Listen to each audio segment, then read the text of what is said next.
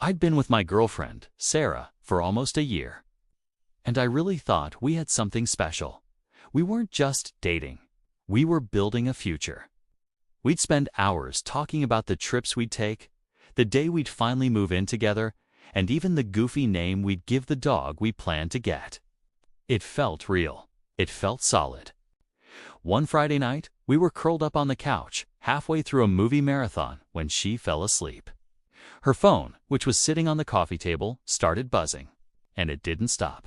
It just kept lighting up, one notification after another. Now, I want to be clear. I'm not the kind of guy who goes through his partner's phone. I believe in trust, but this was different. The sheer number of messages was impossible to ignore. My curiosity, or maybe just my annoyance at the constant buzzing, finally got the better of me. I leaned over just to see what was causing all the commotion. The message preview on the lock screen was right there, staring back at me. It was from one of her best friends, and it said, "So when are you going to dump the temporary boyfriend and get back with Mark?" Time just stopped. I read it again and again. The temporary boyfriend.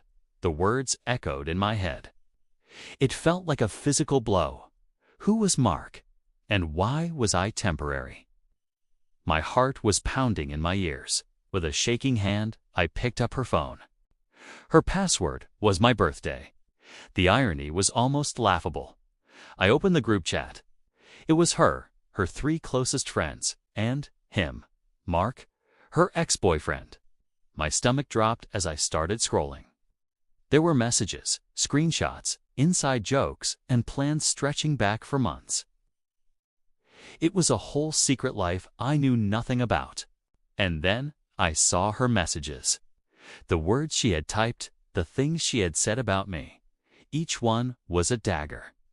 He's nice, but he's just for now. Mark wants to take things slow, so I'll stay with this one until he's ready.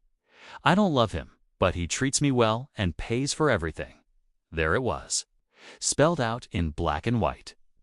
I wasn't her partner. I wasn't the man she was building a future with. I was a placeholder, a convenience, a stand-in until her ex decided he was ready to come back. All those conversations about our future, the dog, the vacations, were they all just a script she was following to keep me around? The last message in the chat had been sent just moments before I saw her phone. It was from her. "After my birthday trip next month, I'll break up with him. It's no point wasting the summer on this." The birthday trip she was so excited about. It's the one I had just spent a small fortune planning as a surprise for her. It was meant to be our last memory together before she tossed me aside. I felt the air leave my lungs. I felt used, foolish, and completely hollowed out. I carefully closed her phone and placed it back on the table. In that moment, something inside me just switched off. There was no anger, no shouting, just a cold, quiet clarity. I stood up and walked silently to the bedroom. I started gathering my things, my wallet and keys from the nightstand, my laptop from the desk, the clothes in the closet, the toothbrush in the bathroom. Every single piece of my life that was in her apartment. I worked quickly, methodically. Within 10 minutes, it was like I had never even been there. Before I left, I picked up her phone one last time.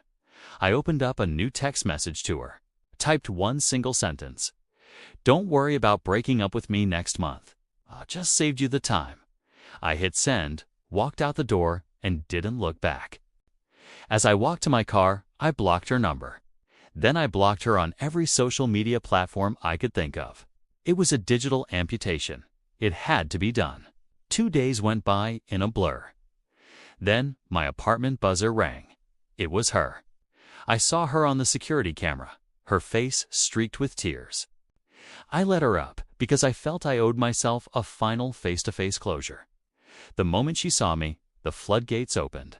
She was begging, pleading, swearing it was all just stupid jokes between girls and that she never meant any of it. But the act didn't last long. When I just stood there, silently letting her talk, the truth finally came out. She admitted it. She still had feelings for her ex, Mark, and yes, I was the safe choice while she waited for him to make up his mind. I was the guy who treated her right while the guy she actually wanted kept her dangling. I didn't yell. I didn't raise my voice.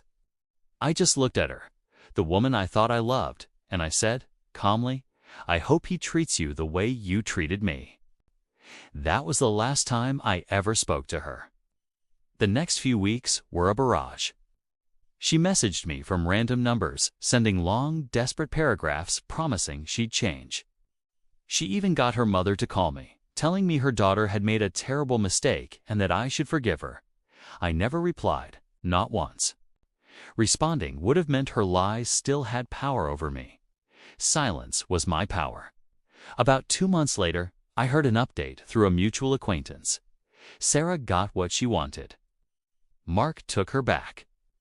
Their rekindled romance lasted a grand total of 6 days before he ghosted her completely. And those friends from the group chat, apparently, they scattered. She had used me, and when that blew up in her face, she had nothing and no one left. She ended up completely alone, and me. I healed.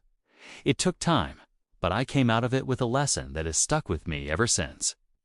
It's a simple one, but it's powerful. When someone shows you your value in their life, believe them the first time. Don't wait for the second, third, or fourth sign. Your time, your heart, and your self-respect are far too valuable to be anyone's temporary anything. Thank you so much for listening to my story. If this resonated with you, I'd really appreciate it if you'd hit that like button and subscribe for more content. Take care of yourselves.